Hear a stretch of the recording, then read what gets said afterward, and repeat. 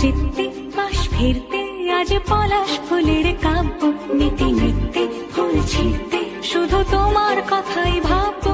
আজ হাওয়া বেপরোয়া দিল সন্ধে পাখের ঝাঁক, এই বিকেল আর বেল ফুল হৃদ মাঝারে থাক। নীল দিগন্তে ওই ফুলের আগুন লাগলো লাগলো, নীল দিগন্তে বসন্তে সৌরভের শিখা জাগলো, বসন্তে নীল দিগন্তে।